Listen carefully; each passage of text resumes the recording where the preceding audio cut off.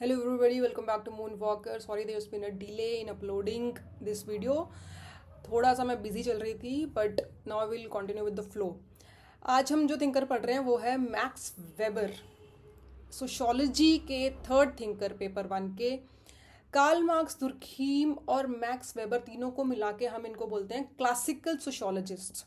इनका बहुत बड़ा रोल था सोशोलॉजी को एज अ डिसिप्लिन खड़ा करने में. ठीक है, तो अभी तक हम कार्ल मार्क्स और दुर्खीम पढ़ चुके हैं. मैक्स वेबर का जो सब टॉपिक है सोशल एक्शन, उसको स्टार्ट करने से पहले थोड़ी हम स्टोरी देख लेते हैं क्या चल रहा है. देखो दुर्खीम क्या कहता था. दुर्खीम सेड कि भाई हम सोशोलॉजी में बड़ी बड़ी चीज़ें पढ़ेंगे, जनरलाइज चीज़ें, हम सोशल फैक्ट्स देखेंगे. सोशोलॉजी को अगर कुछ पढ़ना चाहिए तो वो सोशल फैक्ट्स पढ़ने चाहिए. सोसाइटी के बड़े बड़े एवरेज्ड आउट फैक्ट्स जो पूरी सोसाइटी पे अप्लाई होते हों और वो सोसाइटी के इंडिविजुअल मेंबर्स से अलग हों, एक्सटर्नल हों, उनकी एक इंडिपेंडेंस एग्जिस्टेंस है. सोसाइटी के जो मेंबर्स हैं, इंडिविजुअल मेंबर्स, वो कठपुतली की तरह सोशल फैक्ट्स के इशारों पे नाचते हैं. स्ट्रिंग्स बंधे हुए हैं सोशल फैक्ट्स के साथ और इंडिविजुअल्स नाच रहे हैं कठपुतली की तरह. तो this was called macro sociology. आप मैक्रो लेवल के बड़े बड़े जनरलाइजेशंस ढूंढने की कोशिश कर रहे हैं सोसाइटी में जो पूरी सोसाइटी पे अप्लाई होते हों. बट मैक्स वेबर क्या कहते हैं? कहते हैं ठीक है, आप बड़े बड़े जनरलाइजेशंस ढूंढिए, साइंटिफिक टूल, साइंटिफिक मेथोडोलॉजीज लगा के, अच्छी बात है. पर अगर आप अपनी स्टडी सोशोलॉजी के सब्जेक्ट मैटर्स सिर्फ यहाँ तक सीमित कर देंगे, इन बड़ी बड़ी जनरलाइजेशंस तक, तो आप सोशोलॉजी का एक बहुत बड़ा हिस्सा छोड़ रहे हैं. सोसाइटी को अगर पूरी तरह समझना है तो आपको माइक्रो लेवल पे भी जाना पड़ेगा. माइक्रो लेवल का मतलब इंडिविजुअल्स के कॉन्शियसनेस को भी आप देखिए.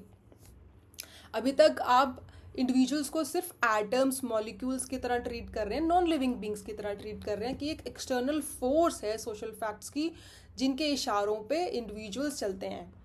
कि मान लो कि ये एक टेबल है, टेबल पे एक एक्सटर्नल फोर्स लग रही है, तो टेबल के जितने भी एटम्स और मॉलिक्यूल्स हैं वो उसी फोर्स से एक डिस्टेंस मूव करेंगे एक पर्टिकुलर टाइम में. तो आप इंडिविजुअल्स को सबको एक तरह से ट्रीट कर रहे हो, बट इन रियलिटी जो अलग अलग ग्रुप्स हैं सोसाइटी में इंडिविजुअल्स के, they behave differently, they act differently to the social facts.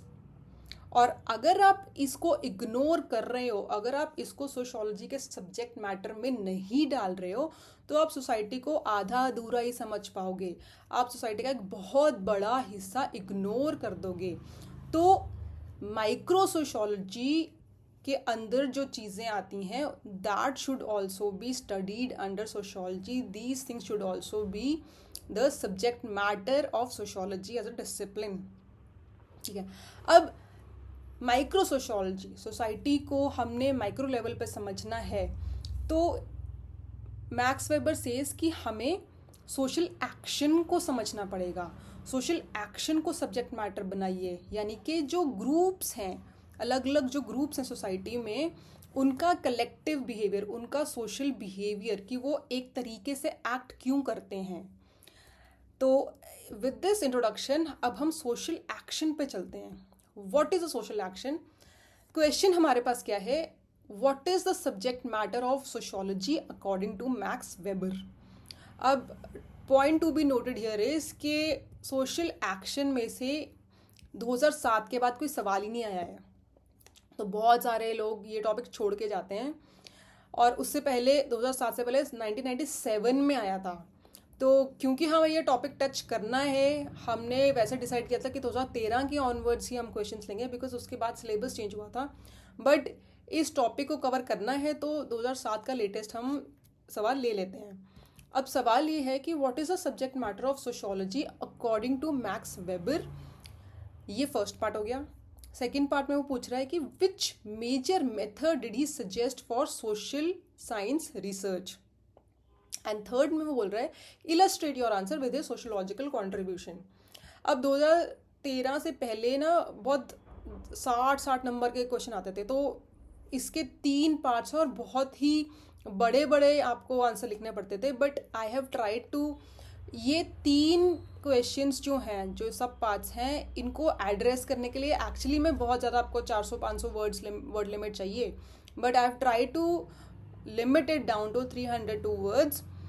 इतना हैवी क्वेश्चन आज की तारीख में नहीं आएगा तो इसके सब पार्ट्स ही आएंगे, ठीक है। तो लेट्स सी। अब वेबर कह रहा है कि ठीक है, सोशल फैक्ट्स आप पढ़ लो, बट सोशल एक्शन भी आपको पढ़ना पड़ेगा, क्योंकि हमें माइक्रो सोशोलॉजी, सोसाइटी को माइक्रो लेवल पे भी स्टडी करना चाहिए। तो अपनी बुक में the structure of social action में वो सोशल एक्शन की डेफिनेशन दे रहे हैं। वो कह रहे हैं कि any action is social by virtue of the meanings attach to it by actors. Actors मतलब जो इंडिविजुअल मेंबर्स हैं हमारी सोसाइटी के। It takes into account the behaviour of others. And simple सी भाषा आप समझिए कि एक एक्शन को हम सोशल तब बोल रहे हैं जब एक ग्रुप ऑफ इंडिविजुअल्स उस एक्शन में एक मीनिंग देखते हैं और वो किसी दूसरे की तरफ डायरेक्टेड है, यानी कि उसका एक गोल है, उसका एक एम है, वो एक कम्युनिकेशन का जरिया है from one group of individuals to another और from one individual to another, ठीक है। तो ऐसा एक्शन सोशल है जिसका एक मीनिंग है और उसका कम्युनिकेशन करने का, यहाँ पे लिखा है oriented in its goal, that is it is oriented towards communicating something. इसका कोई उद्देश्य है, इसका कोई गोल है। गोल क्या होगा? कम्युनिकेट करना, ठीक है। तो ऐसे एक्शन को वो सोशल बोल रहा है। अब इसमें बहुत ही फेमस एग्जाम्पल जो मैक्स वेबर ने लिया था, उसने कहा था कि द ब्लिंकिंग ऑफ एन आई। 2 लोग बात करते हैं तो बहुत नॉर्मली हम आईज ब्लिंक कर रहे हैं, बट क्या हम उस ब्लिंकिंग के through are we trying to convey some message, are we trying to communicate with the other person? क्या उसका कोई उद्देश्य है? क्या उसका कोई गोल है? क्या अगले बंदे को उससे कोई मीनिंग समझना चाहिए? नहीं। Blinking is a natural process, biological process है। आप normally as a human being blink करते ही हो, तो it is not a social action. But अगर आप इशारों में किसी को कुछ बताना चाह रहे हो, इफ़ यू आर विंकिंग, आप किसी को आंख मार रहे हो, या क्लास में आप अपने क्लासमेट को इशारा कर रहे हो कि देख उधर देख, कुछ हो रहा है ना, तो that means you are communicating. That action is meant to convey a meaning. Convey is oriented and meaning attached है। तो आप कुछ बोलना, बताना चाह रहे हो, कुछ मैसेज पहुंचाना चाह रहे हो, so that is a social action. Now here one thing I would like to point is कि sociology is different from psychology with this aspect. I try in all my lectures कि मैं कभी भी एक individual word ना use करूँ. I always talk about group of individuals, क्योंकि जब हम individual की बात कर रहे हैं वो फिर हम psychology में घुस रहे हैं। साइकोलॉजी और सोशोलॉजी में डिफरेंस यही है, हम पेपर 1 के शुरू के जो चैप्टर्स उसमें पढ़ते हैं कि sociology and it's comparison with other social sciences. उसमें हम पढ़ते हैं कि भाई साइकोलॉजी और सोशोलॉजी में एक डिफरेंस ये है कि sociology studies a group of individuals in a society, a section of the society.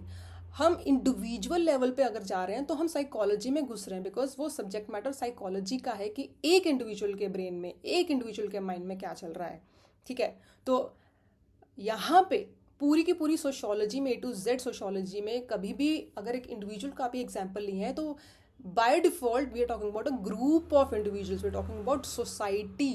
Social word का मतलब यही होता है कि ग्रुप ऑफ इंडिविजुअल्स, एक सेक्शन ऑफ सोसाइटी, ठीक है। तो यहाँ पे भी जब हम सोशल एक्शन बोल रहे हैं, हम ग्रुप ऑफ इंडिविजुअल्स के बिहेवियर की बात कर रहे हैं, ठीक है। अब यहाँ पे उन्होंने सोशल एक्शन को 4 पार्ट्स में डिवाइड किया है। Looking at the length of the answer, word limit मैंने 300 तक लिमिट करने की कोशिश करी है, तो यहाँ पे हम ये सब पॉइंट्स मेंशन ज़रूर करेंगे, but we would not go into the detail of defining, explaining each of these 4 social actions. अगर अलग से क्वेश्चन आता है तो हम ज़रूर लिखेंगे। एट द सेम टाइम आपको ये अवॉइड भी नहीं करनी है ये line. When ever you talk about social action, एक लाइन आप ज़रूर लिखोगे कि इसके 4 तरह के उसने सोशल एक्शंस की बात करी थी। Otherwise the checker will deduct your marks, कि आपको पता ही नहीं सोशल एक्शन के सब टाइप्स भी थे। ठीक है, तो यहाँ पे आपने सोशल एक्शन की एक डेफिनेशन दे दी।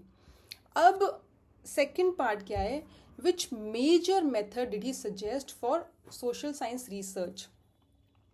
अब वो कह रहा है कि एक ना, जैसे दुर्खीम ने मेथडोलॉजीज कंपैरेटिव मेथड यूज़ किया था, उसने मल्टीवेरिएट एनालिसिस यूज़ किया था, ऐसे ही वेबर ने सब्जेक्ट मैटर सोशल एक्शन बोला, और उसने बोला कि एक मेथड जो हमें सोशोलॉजी में यूज़ करना चाहिए to study micro sociology, to study the behaviours of individuals, हमें वर्स्टेन यूज़ करना चाहिए।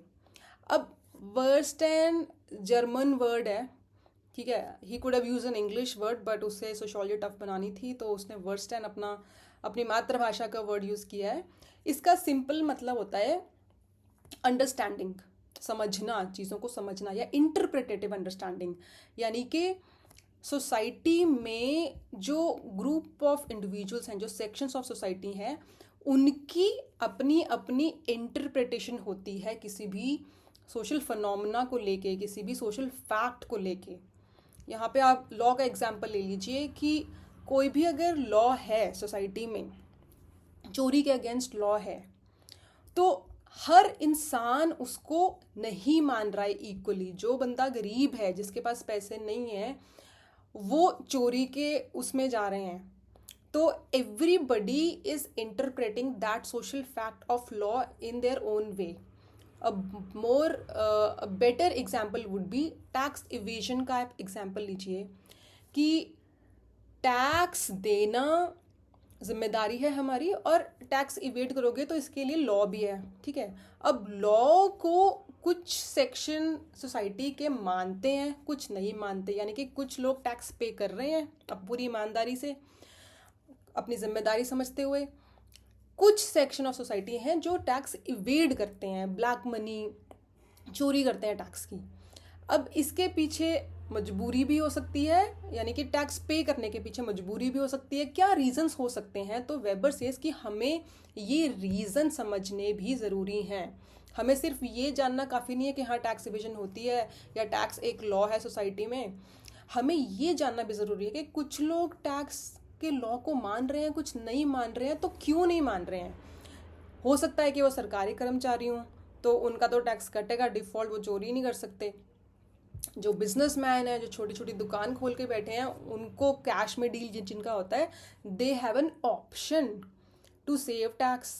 या फिर ये भी हो सकता है कि कुछ लोग जो टैक्स इवेड कर रहे हैं, वो टैक्स के लॉ को ही नहीं मानते कि भाई टैक्स इतना ज़्यादा लग रहा है, ये तो जी हमारे लिए गलत है, टैक्स इतना ज़्यादा होना नहीं चाहिए, ठीक है। परसेंटेज अभी रिसेंटली कैपिटल गेन्स टैक्स बढ़ाए गए हैं, लॉन्ग टर्म शॉर्ट टर्म दोनों, तो there is a debate going on कि क्यों बढ़ाए गए हैं, राइट। तो ये भी एक फैक्टर है। इंडिविजुअल्स किसी सोशल फैक्ट को मानते हैं कि नहीं मानते, किसी लॉ को मानते हैं नहीं मानते हैं, अगर वो उसको सही नहीं मानते तो वो उसको नहीं फॉलो करेंगे। तो जो कोअर्जन फैक्टर है किसी भी सोशल फैक्ट का, या कोअर्जन फैक्टर है किसी भी सोशल फिनोमेना का, वो इंडिविजुअल टू इंडिविजुअल, वो सेक्शन टू सेक्शन वेरी करता है, ठीक है। तो यहाँ पे भी वर्स 10 के थ्रू वेबर ये कहना चाह रहा है कि जो सोशल एक्शन है, for example the social action of not paying, of paying a law और नॉट पेइंग अ लॉ, उसके पीछे आपको समझना पड़ेगा कि क्यों ऐसा होता है, why do people do that. तो वर्स 10 मतलब अंडरस्टैंडिंग, इंटरप्रिटेटिव अंडरस्टैंडिंग। उसके 2 तरीके हैं। अब लेट्स टेक एन एग्जाम्पल के जंगल में कुछ लोग लकड़ी काट रहे हैं, पेड़ काट रहे हैं, ठीक है। आप देख रहे हो, ऑब्जर्व कर रहे हो। अब आपको वर्स 10 मतलब अंडरस्टैंडिंग, आपको समझना है कि क्यों ऐसा हो रहा है, क्या कर रहे हैं ये लोग। तो 2 तरीके हैं समझने के। या तो आपने खुद लकड़ी काटी हो, आप खुद उस बंदे की जगह पे हो, आपने वो चीज़ एक्सपीरियंस करी हो, तो यू कैन से कि हाँ यार ये लोग ना इस कंपनी में काम करते हैं, इस फैक्ट्री में काम करते हैं, ये टिम्बर वाले हैं, तो ये फर्नीचर बनाते हैं इस लकड़ी का, इसलिए ये लकड़ी काट रहे हैं, इनकी ड्यूटी है, ये कोई गलत काम नहीं कर रहे हैं, ठीक है। तो बिकॉज मैंने ये किया हुआ है काम 5 साल पहले, तो मैं बता सकता हूँ। एक तो ये कि आप उस एक्सपीरियंस से गुजरे हो, then you can very well understand कि वो क्यों ऐसा कर रहे हैं। दूसरा ये है कि आप एम्पथेटिक हैं। एम्पथेटिक मतलब कि आप अपने आप को उनकी जगह इमेजिन कर सकते हैं कि अगर मैं उनकी जगह खड़ा होता तो क्या गुजर रही होती उनके दिमाग में, क्या चल रहा होता। तो वर्स्टन यही कहता है कि अंडरस्टैंड करना, किसी सोशल एक्शन को समझने के 2 तरीके हैं। One is I feel lung, again ये भी एक जर्मन वर्ड है, इट्स बेटर। आप एम्पति भी लिख सकते हैं, बट अगर आप असली जर्मन वर्ड जो मैक्स वेबर ने यूज़ किया वो लिखेंगे तो you will get extra marks. तो आइनफुलॉन्ग और नैकरलीबन, नैकरलीबन मतलब री एक्सपीरियंसिंग, ठीक है।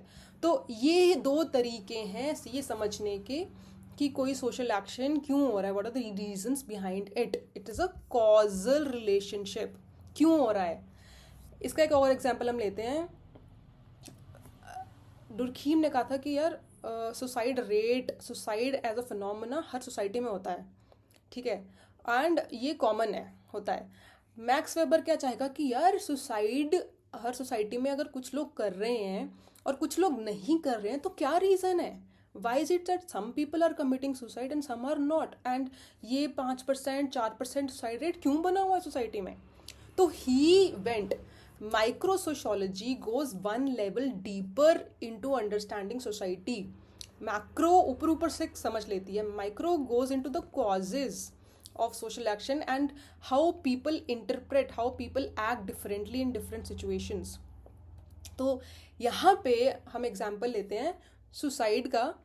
सुसाइड में अगर आपको वर्स्टन लगाना है, आपको समझना है, तो आप या तो आपके मन में पहले विचार कभी आए हों, सुसाइडल थॉट्स आए हों, या आपने कभी पास्ट में सुसाइड अटेम्प्ट करी हो।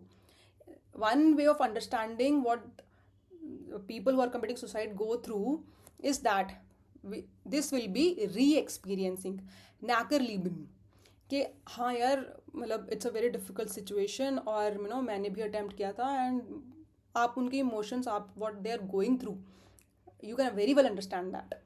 सेकेंड बात यह कि even if you have not attempted suicide, even if you have not experienced suicidal thoughts, आप एम्पथी तो हो सकती है आप में। आप इमेजिन कर सकते हैं कि किसी स्टूडेंट ने अगर कमिट किया तो क्या प्रेशर था उसके, क्या वो बहुत लोनली पड़ गया था, क्या उसके पेरेंट्स उसके अगेंस्ट हो गए थे।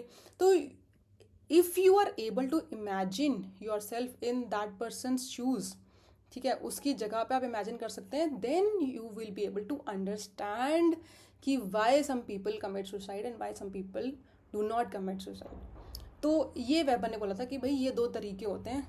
वर्स्टन फैंसी वर्ड है, ये सब फैंसी वर्ड्स हैं, बट ये मैंने आपको बहुत सिंपल तरीके में बता दिया है, ठीक है। अब हम चलते हैं, तो this was the second part of your answer. Third part में the question says illustrate your answer with his sociological contributions. अब वो कह रहा है कि भाई उसने सब्जेक्ट मैटर बताया, सोशल एक्शन, उसने मेथोडोलॉजी बताई वर्स्टन। अब वो कह रहा है कि उसने अपने कौन कौन से वर्क्स में, कौन कौन से कामों में, कौन कौन से कॉन्ट्रीब्यूशंस करी हैं जिसमें उसने ये सब यूज़ किया हुआ है, ठीक है। तो वैसे तो अभी ये सोशल एक्शन के अंडर मैंने कैटेगराइज किया, but when you talk about this part sociological contribution, तो यहाँ पे इसकी आइडियल टाइप, इसके जो आगे हम Protestant ethics and the rise of capitalism पढ़ेंगे, वो सब चीज़ें इसमें थोड़ी थोड़ी आ जाएंगी। तो let's see the third part. अब फर्स्ट कॉन्ट्रीब्यूशन जहाँ पे इसने वर्स्टन यूज़ किया था, that was Protestant ethic and the spirit of capitalism, ये इनकी किताब का भी नाम था। अब ये हम डिटेल में पढ़ेंगे when we come to this topic, but contribution बतानी है तो हम यहाँ पे ये कह देते हैं कि देखो, दुर्खीम ने जब रिलीजन की थ्योरी दी थी तो he did not study one specific religion कि भाई हिंदुइज्म में ये होता है, क्रिश्चियनिटी में ये होता है। उसने एक रिलीजन की एक जनरल फैक्ट्स, जनरल ट्रेट्स बताए थे कि रिलीजन क्यों एग्जिस्ट करता है, रिलीजन का क्या रोल होता है। उसने रिलीजन के एक जनरलाइज्ड ट्रेट्स बताए, थ्योरी थी। Weber goes one level deeper. He studied one particular religion. Protestants का रिलीजन उसने पढ़ा और उसने ये भी रीज़न ढूंढा कि क्यों ऐसा है कि जो प्रोटेस्टेंट्स हैं they are successful business people. Protestant ethic and the spirit of capitalism की प्रोटेस्टेंट रिलीजन में ऐसी कौन सी वैल्यूज़ वो प्रमोट करते हैं, ऐसी कौन सी वैल्यूज़ वो बिलीव करते हैं, फॉलो करते हैं, जिससे कि प्रोटेस्टेंट्स बहुत सक्सेसफुल कैपिटलिस्ट्स बनते हैं, बहुत सक्सेसफुल बिजनेसमैन बनते हैं. तो यहाँ पे एक ये एग्जाम्पल हो गया. तो यहाँ पे उसने वर्स्ट टेन यूज़ किया. ही एक्सप्लेन्ड कि क्यों ऐसा होता है, कॉजल एक्सप्लेनेशन उसने दी. सेकेंड पॉइंट आता है कॉजल प्लूरलिज्म का. अब कॉजल प्लूरलिज्म मतलब क्या है कि एक किसी फिनोमिनन के होने के बहुत सारे मल्टीपल कॉजेस हो सकते हैं. प्लूरलिज्म मल्टीपल, कॉजल मतलब कारण, मल्टीपल कारण हो सकते हैं किसी एक चीज़, किसी एक सोशल एक्शन के, किसी एक सोशल फिनोमिनन के. तो आपको याद होगा कि हमने मल्टीवेरिएट एनालिसिस पढ़ा था जो कि दुर्खीम ने दिया था, उसने यूज़ किया था. उसमें और इसमें डिफरेंस है. There if you remember I said कि he try to find a correlation between two phenomenon. ठीक है, वहाँ पे को रिलेशन ढूंढा जा रहा है, यहाँ पे कॉज ढूंढा जा रहा है. फॉर एग्जाम्पल उसने क्या बोला था कि प्रोटेस्टेंट्स में सुसाइड रेट ज़्यादा होता है कैथोलिक्स के कंपैरिजन में. But that does not mean कि सुसाइड रेट प्रोटेस्टेंट्स में इसीलिए है, उसके कारण ये है कि क्योंकि वो प्रोटेस्टेंट्स हैं. उसका कारण ये भी हो सकता है कि maybe because they are Protestants, they came out, they revolted, they protested against Catholic values and they came out as a different religion. So maybe because of that struggle they get discriminated against by Catholics, ठीक है, by the church, इसलिए suicide rate ज़्यादा है. ठीक है, तो कारण कुछ और हो सकता है but correlation can be between any two things. तो कोरिलेशन है कि हाँ प्रोटेस्टेंट्स में सुसाइड रेट ज़्यादा है कैथोलिक से, बट कारण कुछ भी हो सकता है, वो हमें ढूंढना पड़ेगा. इसका एक और मैं एग्जांपल देती हूँ कि अगर आपको आप स्टडी करते हो किसी गांव के 5वीं क्लास के बच्चों की, आप देखते हो कि यार जो लड़कियां हैं उस क्लास में उनका स्कोर मैथ्स में कम है सारी लड़कियों का, और सब लड़कों का स्कोर ज़्यादा है. एक आधे हो सकता है लड़की का ज़्यादा स्कोर हो भी, बट आपने एक जनरल ट्रेंड देखा कि लड़कियां मैथ्स में कम स्कोर कर रही हैं इन कंपैरिजन टू लड़के. तो ये एक कोरिलेशन है. इसका ये मतलब नहीं है कि क्योंकि वो लड़कियां हैं, it is not because of their biological being that they are not able to score good marks in maths. ठीक है, कारण कुछ और हो सकते हैं. कारण हो सकता है कि क्योंकि वो लड़कियां हैं and they live in a patriarchal society, तो उनको घर के कामों में ज़्यादा इंगेज किया गया है, बर्तन धोने में, सफाई करने में, और फिर उनको टाइम नहीं मिलता है मैथ्स पढ़ने का. या लड़कों को ट्यूशन लगवा रखी है, लड़कियों के नहीं लगवाते हैं पैसे बचाने के लिए. या फिर जो लड़कियां हैं वो उनको न्यूट्रिशन प्रॉपर नहीं मिल रहा है, उनको खाना, ग्रोइंग एज है, टीनेज एज है, और उनको खाना प्रॉपर नहीं दिया जाता है. लड़कों को ज़्यादा खाना सही से दिया जा रहा है, इसलिए the girls end up being anaemic. India में 56% women are anaemic across all ages. More than 50% women are anaemic. तो वो भी एक कारण है क्योंकि we are a patriarchal society. तो सी द कोरिलेशन वॉज कि women get less marks in maths as compared to men, but the cause is कि उनके कम इसलिए आ रहे हैं because nutrition, mall nutrition, because of patriarchy कि उनको घर के कामों में इन्वॉल्व किया जा रहा है, और थर्ड रीज़न इज़ कि उनकी ट्यूशन के लिए पैसे नहीं दिए जा रहे हैं, या उनको घर पे उनके पेरेंट्स नहीं पढ़ाते हैं, लड़कों को पढ़ाते हैं. ठीक है, सो Durkheim talked about correlation. This guy goes one level deeper and he says cause बताओ. और कॉज भी एक नहीं होता, मल्टीपल कॉजेज हैं. यहाँ पे मैंने इंडियन एग्जाम्पल लिया है कि इन जनरल यूपीएससी के भी आप कोई भी क्वेश्चन आता है तो यू कैटेगराइज के इसकी मल्टी डायमेंशनल आंसर होना चाहिए, यानी कि सोशल, पॉलिटिकल, टेक्नोलॉजिकल, इकोनॉमिक, सब एंगल से मेरे को आंसर करना है. सिमिलरली यहाँ पे भी that is called causal pluralism only.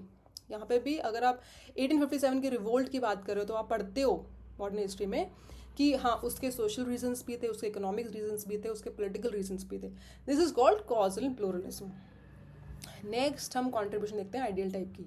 Ideal type जब ये टॉपिक आएगा हम डिटेल में पढ़ेंगे. यहाँ पे जस्ट वन लाइन में मैं आपको बता देती हूँ कि it is just a framework, एक मॉडल बनाया था मैक्स वेबर ने to understand society, to understand any social phenomenon. जैसे कि ब्यूरोक्रेसी को पढ़ने के लिए उसने बोला था कि ब्यूरोक्रेसी के बहुत सारे ट्रेट्स होते हैं, rules, hierarchy, legal, rational authority. तो इसने एक आइडियल टाइप, एक फ्रेमवर्क बनाया था. ठीक है, तो आइडियल टाइप मतलब ये नहीं था कि वो आइडियल सिनेरियो की बात कर रहा है. बहुत लोग मिसअंडरस्टैंड करते हैं इसको.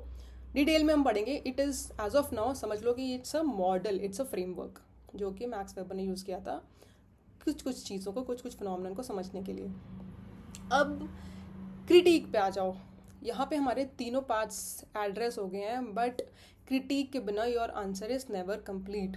स्पेशली 20 मार्कर जो होता है, इवन 10 मार्कर में भी एक लाइन क्रिटिक की अगर आप डाल सकते हो तो डाल दो, बट 20 मार्कर में आज की तारीख में आप डालोगे क्रिटिक. अब ये तो 60 मार्कर है, यहाँ पे तो डलेगा ही.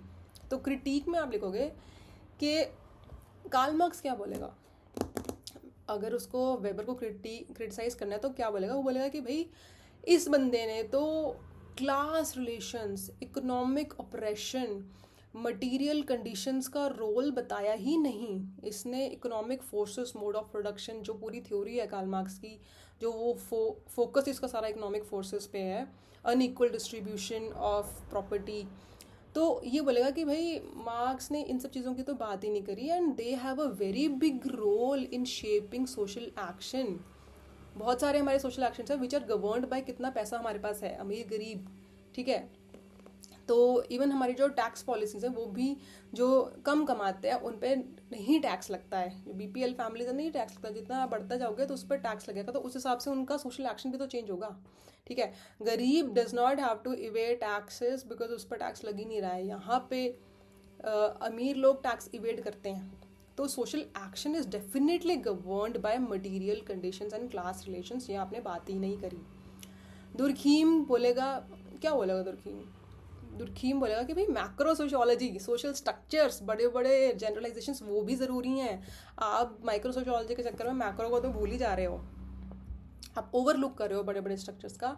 But in reality max weber जब आप लेक्चर में डिटेल में पढ़ोगे तो यू वुड अंडरस्टैंड कि ही डिड नॉट से कि सोशल फैक्ट्स नहीं पढ़ने चाहिए. उसने बस ये कहा था कि सोशल फैक्ट पढ़ने के साथ साथ, जनरलाइजेशंस पढ़ने के साथ साथ आप माइक्रो लेवल को भी सोशियोलॉजी के सब्जेक्ट मैटर में डालिए. ठीक है, तो this was in addition, social action पढ़ना, it was in addition to whatever contributions that have been made by Durkheim and Karl Marx so far. ठीक है, फिर आता है Alfred Schutz. Alfred Schutz is a phenomenologist.